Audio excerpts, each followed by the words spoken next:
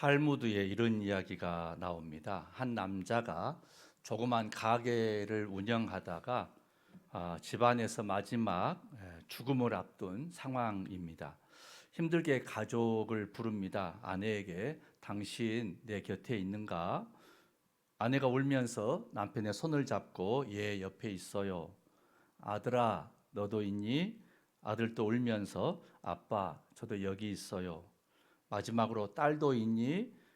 그러자 딸이 울면서 아빠, 아빠, 저도 여기 있어요. 가족 모두가 한 자리에 모였습니다. 그러자 그 남자는 마지막 힘겹게 한마디 말을 남깁니다. 모두 여기 있으면 가게는 누가 보는가?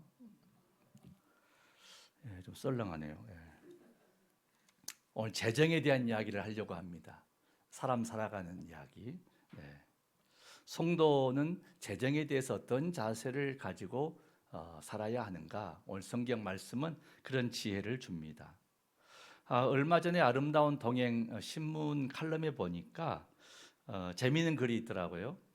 플라톤이 사람은 행복하게 살려면 5가지를 갖추어야 한다. 5가지가 있어야 한다. 그런 말을 했어요.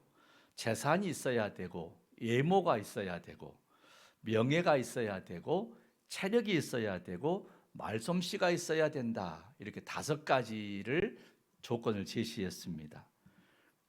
여기에 대해 구체적으로 이렇게 말을 해요. 재산은 먹고 살기에 조금 부족한 듯한 재산. 그 다음에 외모는 모든 사람이 칭찬하기에 약간 부족한 듯한 외모. 그 다음 명예는 자신이 생각한 것의 절반밖에 인정받지 못하는 명예.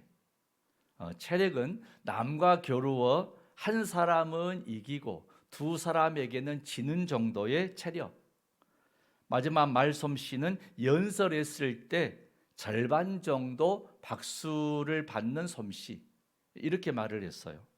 이 말을 생각해 보면 플라톤이 제시하는 행복의 조건은 넘치는 게 아니라 뭐든지 다 조금씩 부족한 상태입니다. 그 부족한 부분을 채우기 위해서 노력하는 일상의 삶이 더 행복한 것이다. 그런 지혜인 거죠. 한 의사가 임종을 앞둔 환자에게 마지막 소원이 무엇이냐고 묻습니다. 그때 이런 말을 해요. 집에 돌아가 가족들을 위해서 저녁 식사를 준비하고 싶어요. 가슴 찡한 말 아닙니까? 행복은 일상의 작은 일들에 감사하면서 살아가는 것이라는 거죠. 이런 점에서 오늘은 성도의 재정에 대한 자세를 말씀드리려고 합니다. 이 말씀은 우리에게 로또 복권 당첨하는 비결을 말해주는 게 아닙니다. 오히려 우리 일상을 행복하게 하는 재정에 대한 자세를 말씀드리려는 것입니다. 성경에는 돈이라는 주제의 말씀이 참 많이 있어요. 물질 그 자체가 가치가 크고 중요하기 때문이 아닙니다. 그러나 너무 많은 사람이 이 물질의 미혹을 받고 이 물욕으로 인하여 범죄하고 불행한 결과를 맺기 때문에 이 물질에 대한 언급이 많은 것입니다. 사도행전 5장에서도 아나니아와 삽비라 사건 아시지요? 돈에 대한 탐욕으로 인해서 하나님을 속이고 주의 종을 속인 결과 인생이 불행하게 끝나지 않습니까? 예수님께서도 많은 사람이 재물을 인생의 주인으로 우상처럼 섬긴다고 책망하지 않습니까? 신약성경 야고보서 1장 14절 15절에서도 이런 말씀이 나옵니다. 야고보서 1장 14절 15절의 말씀 같이 봉독하죠. 오직 각 사람이 시험을 받는 것은 자기 욕심에 끌려 미혹됨이니 욕심이 잉태한 즉 죄를 낳고 죄가 장성한 즉 사망을 낳느니라. 아멘. 사람들이 물질이 많으면 행복할 줄 알고 탐욕을 부리지만 결국 죄를 범하고 돈에 대한 탐심은 결국 참된 만족과 행복을 주지도 못한다. 그런 말씀이죠. 그러므로 하나님의 사람의 마음에 탐욕을 심는 사단 마귀의 미혹에 속지 말아라 하는 말씀입니다. 우리에게 진정 필요한 것들, 참으로 복된 은혜와 영원한 선물은 다 위로부터 내려옵니다. 모두 하나님, 하늘로부터 내려오는 선물이라는 것입니다. 그래서 우리는 하늘의 것을 사모해야 할 줄로 믿습니다. 오늘 본문은 세상의 부귀영화와 온갖 것들을 다 취해본 전도자 솔로몬 왕이 그의 삶을 통해서 경험한 것, 여러 인생의 삶을 통해 모순되고 허망한 삶에 대해서 말씀하는 내용입니다. 전도서는 솔로몬이 성령의 감동으로 노년에 자신의 전 삶을 통해서 깨달은 삶의 지혜를 말하는 책입니다. 무엇보다 전도자는 경제활동 그 자체가 악이라고 말하지 않습니다. 그러나 물질만을 추구하며 사는 삶은 결국 허무해진다. 자기 삶에도 해롭다. 근심 걱정일 뿐이다. 이런 교훈을 말하고 있습니다. 오늘 우리는 본문을 통해서 돈에 대한 7가지 교훈을 얻으려고 합니다. 첫째는 돈은 참된 만족을 주지 않는다 하는 것입니다. 따라합시다. 돈은 참된 만족을 주지 않는다. 전도서 5장 10절의 말씀 같이 봉독하죠. 은을 사랑하는 자는 은으로 만족하지 못하고 풍요를 사랑하는 자는 소득으로 만족하지 아니하나니 이것도 헛되도다. 아멘. 하나님을 의지하지 않고 물질을 의지하는 자의 삶은 허망하다는 것입니다. 사람이 돈이 많으면 모든 문제가 다 해결되고 참 만족과 기쁨을 얻을 줄 알지만 결코 그렇게 되지는 않는다라는 것입니다. 오늘 본문 10절 앞에는 물질의 탐욕이 결국 죄짓게 한다는 말씀이 나옵니다. 8절에 보면 어느 지방에서든지 빈민을 학대하는 것과 정의와 공의를 짓밟는 것을 보게 된다고 말씀합니다. 탐욕이 결국 빈민을 더욱 학대하고 정의와 공의를 짓밟고 더 많은 재물을 소유하기 위해서 죄짓게 만든다라는 것이죠. 그러나 물질은 모든 사람의 필요를 위해서 내게 맡겨주신 것이고 결국 내가 소유한 물질이 다 내 것이 되는 것은 아니라는 것입니다. 9절에 보면 땅의 소산물은 모든 사람을 위하여 있나니 왕도 밭의 소산을 받느니라 이렇게 말씀합니다. 누군가에게 풍성한 물질의 축복을 주신 것은 무사람을 위해서 참으로 그 복을 선용하고 나누어라 그런 말씀이라는 것이죠. 그러나 더 많은 부를 축적하기 위해 탐욕을 부리는 사람은 어디서나 볼 수 있는데 이들은 더 많은 부정을 행하고 악행을 행한다라는 것입니다. 하늘의 하나님, 심판하시는 하나님께서 이 모든 것을 보고 계시고 마침내 심판하신다는 책망의 말씀이죠. 두 번째 말씀입니다. 돈은 욕심을 일으킨다라는 것입니다. 한번 따라 하십시다. 돈은 욕심을 일으킨다. 본문의 11절의 말씀 같이 봉독하죠.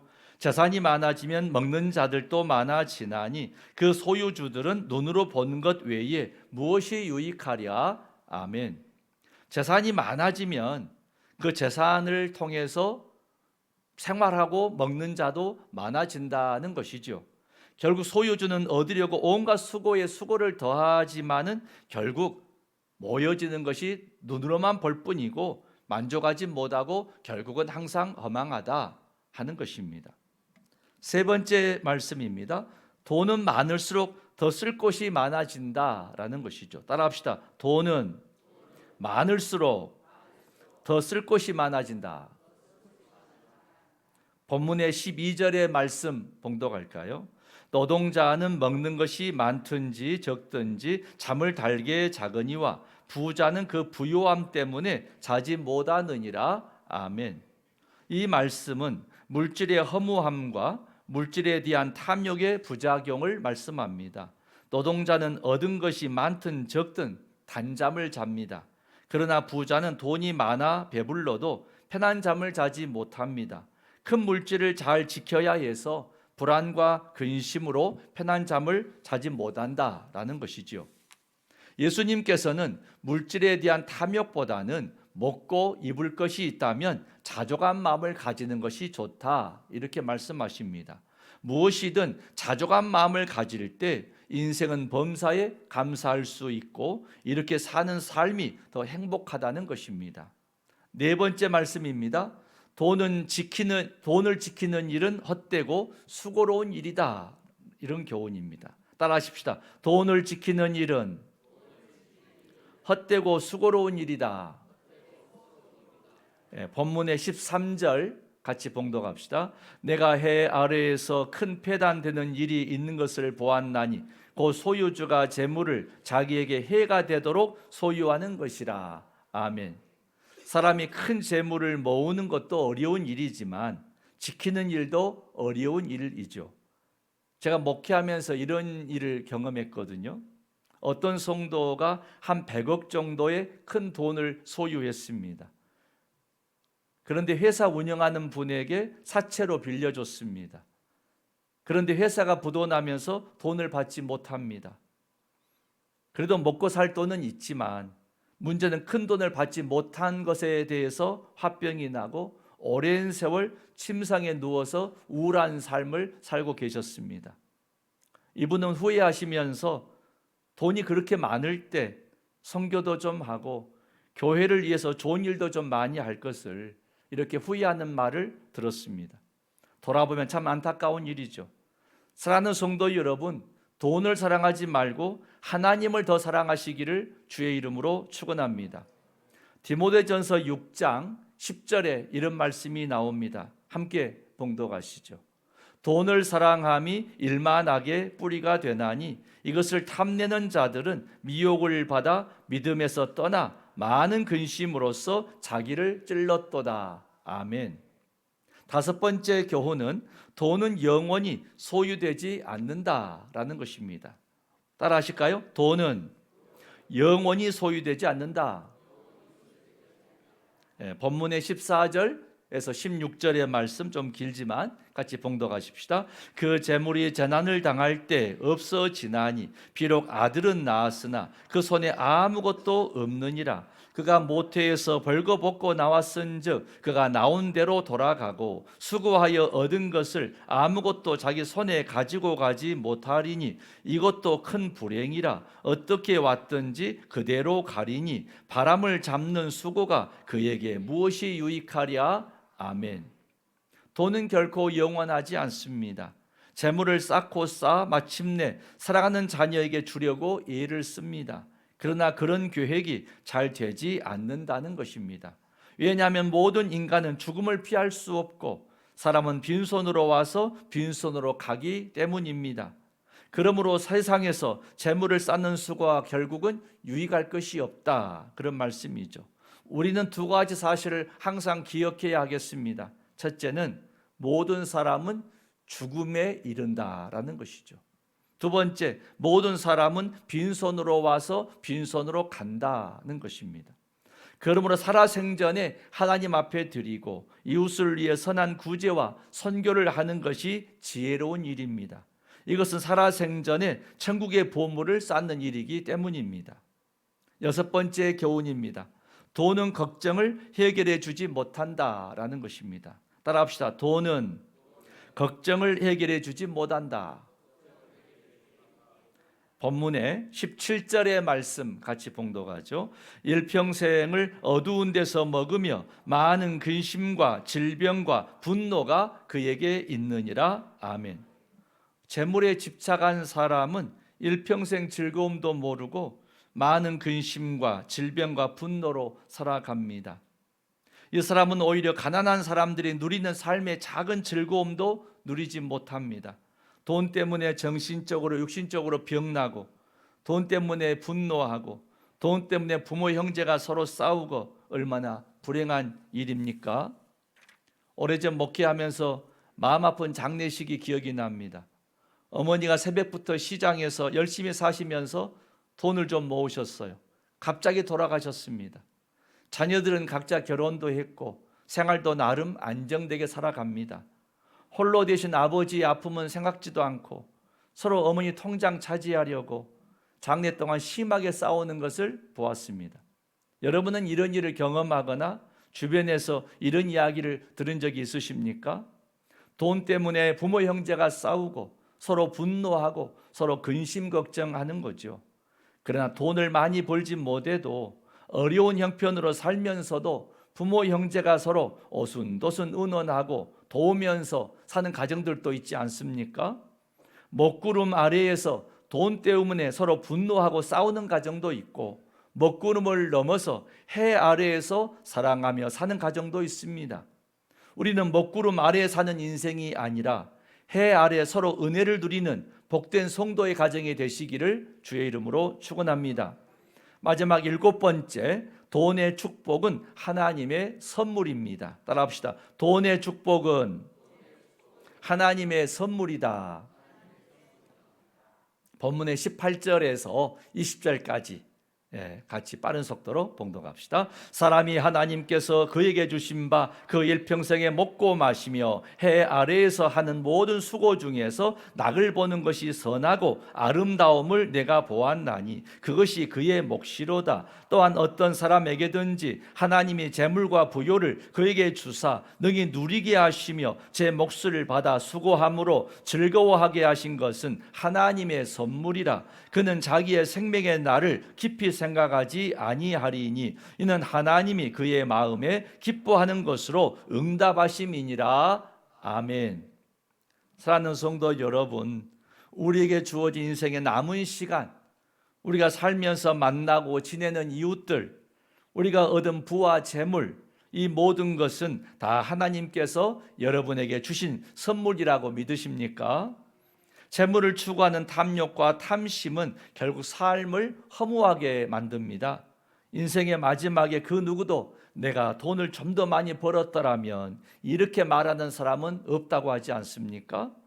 인생의 마지막에 내가 돈 좀 더 많이 벌었으면, 이런 말은 아무도 하지 않는다는 거예요. 저는 성도들이 빈곤하게 사는 것을 원치 않습니다. 성경 말씀에도 부자가 곧 죄인이라고 하지는 않습니다. 여러분의 가정과 경영하는 일들 속에 주의 손이 함께 하심으로 물된 동산처럼 풍성하시기를 주의 이름으로 축원합니다. 문제는 물질에 대한 탐심과 탐욕을 경계해라.